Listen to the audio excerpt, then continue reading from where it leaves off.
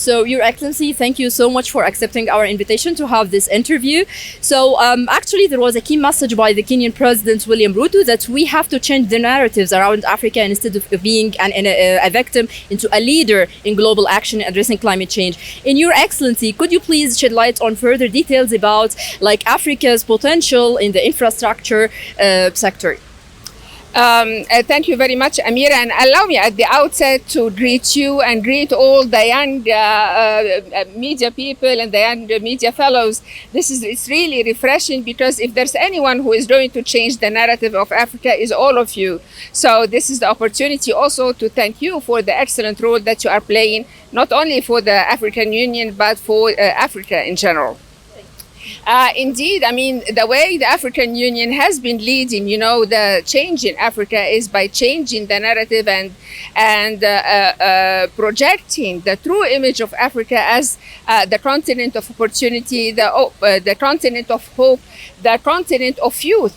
And when it comes to specifically to climate, it's true that Africa is the hardest hit by climate disasters, and the least contributing to emissions and the least contributing to the climate issues, the negative issues or the implications. However, we face them very severely.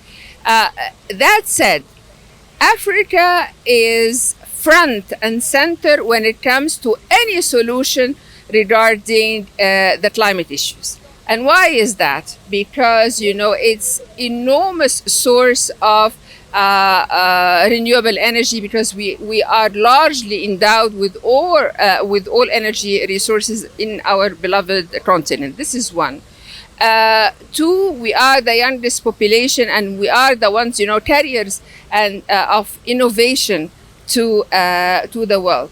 Renewable energy also relies very much and will continue to rely exponentially, almost 500 more on minerals. And the rare minerals that are critical for the batteries and for the renewable energy to function properly, having their home, the majority of them in large quantities, more 40, 50, 70% for some minerals are have home here in Africa.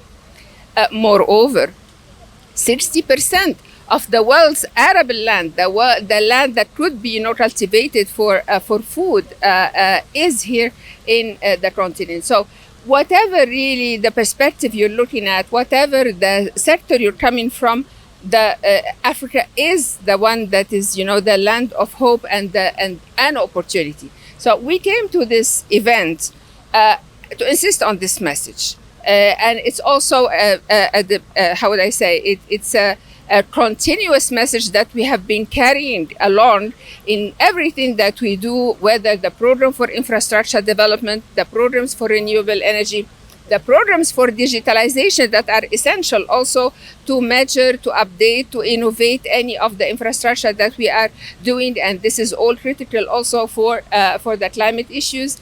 And the message that we politically formulated as an African common position last year in June of last year, when we developed an African common position when it comes to energy particularly, and which was adopted later on by the heads of states and government in July of last year, the one that we carried, as I said, to the COP27, and again here and forward again to the COP28.